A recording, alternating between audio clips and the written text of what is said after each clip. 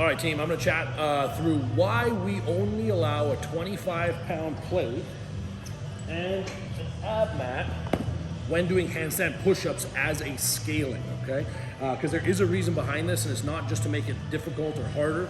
It's the fact that any higher than this causes problems in the learning and the strength development and the motor control of the exercise, okay? So I'll give a couple demonstrations later where you'll be able to see this. Now we have to understand that every single athlete, depending on their size or their height, so myself being a little bit taller, I'm 6'2", I'm gonna have a lot more range to get to this than a little 5'2" athlete. We understand that, but at the same time, we do need standards within what we're doing in the group class, and we as a coaching staff have decided that this is the limit. And we've had this for many years, okay? Now, sometimes in gymnastics class, we might modify this, but under the watchful eye of the coach. But in a general class or as a general rule, this is our limit to how much you can elevate the handstand push-up. And the rationale behind this is simply that we want the athlete to still be going through the greatest amount of range of motion and still maintain appropriate motor control or biomechanics of the lift, all right? I'm gonna give a quick demonstration of this without the plate, with the plate, and then I'm gonna go to the other side and I'll demonstrate that one, and you're gonna obviously see the differences in range of motion, but then I wanna talk about how you can get away with a lot of garbage mechanics on the FAR variation and how it won't impact your strength development or your power development, and more importantly, your learning of the movement. Because as a new trainee, yes, you need more strength, yes, you need more power, but for most people when they first learn, it's actually a motor control issue. They need to understand how to control the position with proper tension as well as appropriate positions while going through a range of motion, which is new. So we can't overload that.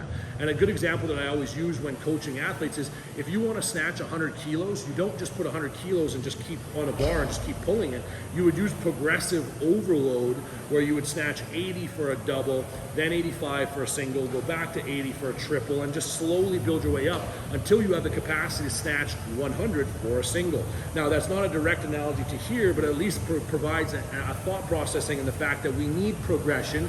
We need a basic linear progression of some sort inside of our movement to get appropriate strength development, okay? So really quickly, the full range, then the modified, then the full modified.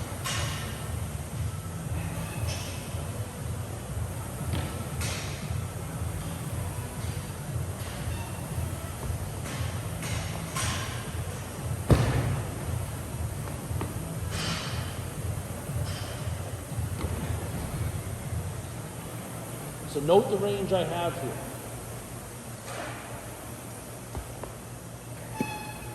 Note the loss of range here. I've increased it by 3 inches.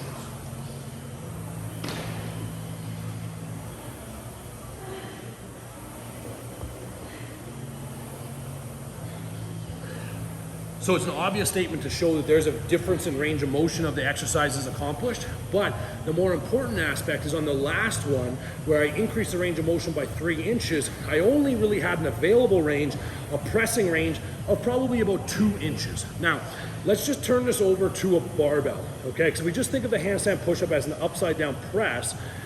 There is a time and a place for lockouts, all right, in press development, but they're not going to be used on a regular basis, and I'm not going to go into why. There is a time and a place. Like I said, in gymnastics class, we do it every once in a while, but as a general rule, that's not how we're going to develop our press strength or our overhead strength, okay? So we need to be traveling through a greater range of motion and training the full range of motion within the movement. But isolating it all the way down to something as small as 2 inches, what happens is that you actually lose the appropriate motor patterning of the movement, or at least you can. So I can get through that in a lot of different ways. Let me just give you a quick demonstration of that.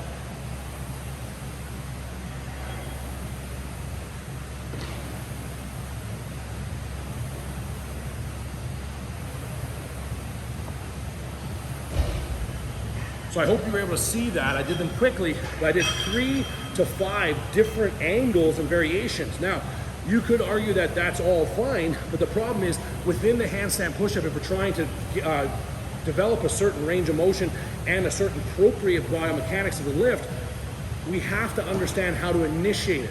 And a movement like that will not allow us to understand how to initiate the movement. Again, another variation or another analogy that might make sense is imagine trying to squat 405. We wouldn't just squat 405 through 2 inches. And if you're aware of ever having squatted to a very short range of motion under an extreme load, most people aren't going to initiate the movement correctly. They're going to find ways and tricks around it, which then will not enhance the actual range of motion, which we're going to train later, which is the full handstand push-up. So this is why we've limited it to this, okay? That's a very long explanation for that, guys, but I think it was necessary. We've limited it to 25 and an AbMat, right? So we still have a certain range of motion we work through, which then can carry over to the full range in time. If that wasn't clear, put some questions in the bottom, guys. Sorry, it's a long one. I hope that helped. Thanks a lot, team.